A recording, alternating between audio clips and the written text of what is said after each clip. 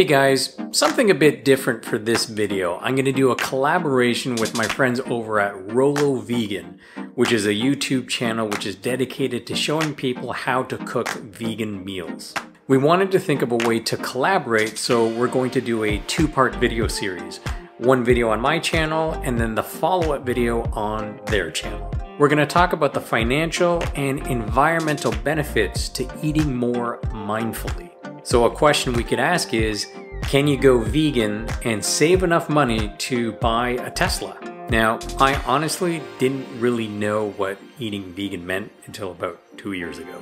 I thought it was just, some form of more extreme vegetarianism, and it's kind of true. It basically means that your diet would be plant-based, or nothing coming from animals at all. So no meat and no dairy. And really the question that we wanted to answer was, can you save money and the planet at the same time? Because one of the things that people believe is that when you eat organic or more healthy, it always costs more money. That is not necessarily always the case.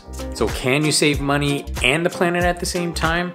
The answer is yes. But the financial and environmental aspects are not necessarily intertwined. You can save more money simply by preparing more foods at home, vegan or not. And in pretty typical cases, I would say that an average couple could save $200 to $400 per month, maybe a little bit less, maybe a little bit more, simply by preparing way more meals at home. So while an average couple may not be able to afford payments on a Tesla right away, if you were to sock away that money for a long time, yeah, you can make an argument that eventually you would get there. Okay, so let's look at a hypothetical example. Let's say we've got someone who has a food delivery app on their phone like Uber Eats or Deliveroo or Foodora or Postmates or whatever, and they use it once per week. But we all know that there are people out there who are using it 2, 3, 4, and even 5 times a week if you count lunches and dinners and what have you.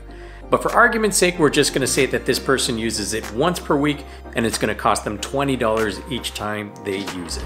So their weekly cost would be $20 on food delivery apps. There are also a lot of people who on their way to work will grab a coffee and a muffin, and every single day they will buy lunch at the food court at their office building, which might be $15 per lunch. So you add this up over the week and this could easily be $100 just for things you buy on your way to work or when you are at work.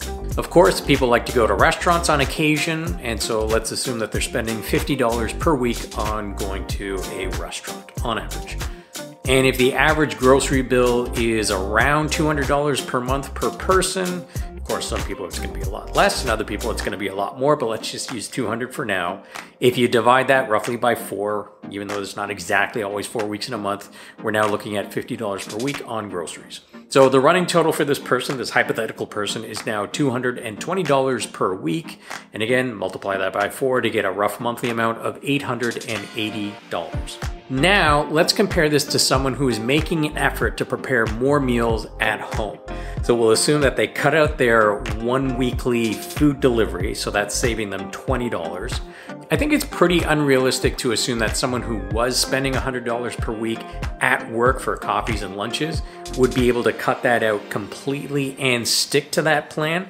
So let's assume that they do prepare more meals, and so they don't pay for lunches, but they still buy the occasional coffee.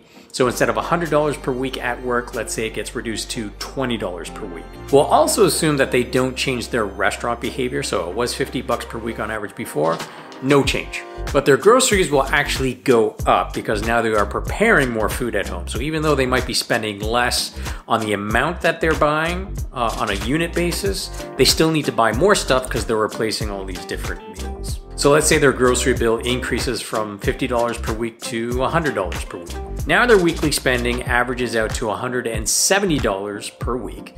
And while that's only a $50 savings per week, multiply that by 4, and you've got $200 saved per month. And if you have 2 people, a couple, living together, both practicing the same shift in lifestyle, that's about $400 per month, which works out to $4,800 per year.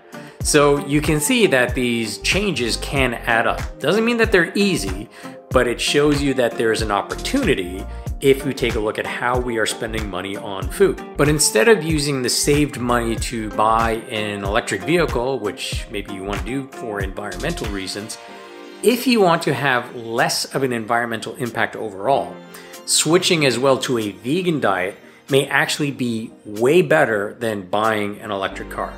So hear me out on this one. According to some research from the University of Oxford, a researcher by the name of Joseph Poore, he said that a vegan diet alone is probably the single biggest way to reduce your impact on planet Earth, and it is far more impactful than cutting down on flights or buying an electric car. So that's interesting. I never really sort of considered that before. So I'm gonna invite my friends Lo and Roz to explain the benefits of veganism. And what I'll tell you is that I'm not ready to give up meat completely. I think I'm adopting what's called a flexitarianism approach to eating, and that is I am being more mindful of the consumption of dairy and meat, and I am reducing it, but not completely eliminating it. And maybe over time I'll get closer to being 100% vegan, but I'm slowly moving that way and being more mindful of it. On their channel, they're gonna show me how to make an entire day's worth of 3 filling vegan meals at a cost of under $8 per day. So without further ado, let's bring on Lo and Roz. So this is the website RoloVegan, and this is run by my 2 friends, Rosalind and Lauren, and that's where the name RoloVegan comes from. Rosalind is the Ro, and Lauren is the Lo. So on their website, they've got lots of recipes that you can look through and learn how to make plant-based meals, desserts, appetizers, entrees, you name it. And they also have their own YouTube channel to show you how to do it. So they're gonna come on now to my channel right now, and they're going to lay out some fast facts about things that you and I certainly did not know about the impact that food and where we get our food has on the planet. And without further ado, here they are. So what people don't know is that cows produce 150 billion gallons of methane per day. So the more steak you eat, the greater the impact it has on our environment. It takes 2,500 gallons of water to produce 1 pound of beef.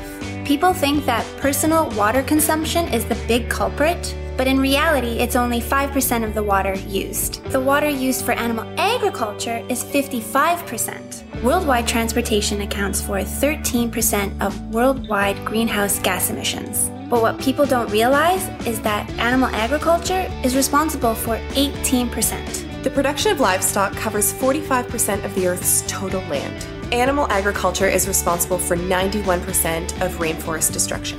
1 to 2 acres of rainforest are cleared every single second. Around 98% of all animals raised for consumption in the United States are raised on one of about 20,000 factory farms located there. Recently, Fast Company reported on a study comparing the Beyond Burger to a regular beef burger. They discovered that the Beyond Burger generates 90% less greenhouse gas emissions, requires 46% less energy, and uses 99% less water for production. It also has 93% less impact on land use than a quarter pound of beef. They said that if everyone in the US switched to plant-based patties, it would be the equivalent of taking 12 million cars off the road or saving enough energy to power 2.3 million homes. Okay, so we've just talked to Ro and Lo about the benefits of a plant-based diet.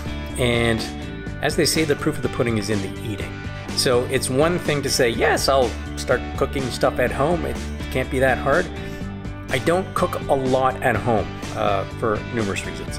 So now what we're gonna do is they're going to teach me how to make some meals that I can use as I wouldn't say a newbie cook, but things that are easier to prepare ahead of time, maybe a little bit in bulk, so that we can actually follow the plan that we've sort of prescribed.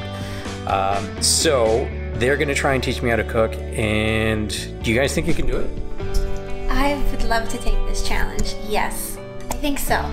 Do you know how well I can cook? No, and I'm a little bit nervous about it. What about you, Roz? What do you think? Yeah, absolutely. I think these are super simple recipes. I think anyone can do it. Yes. So great, you'll definitely be able to do it.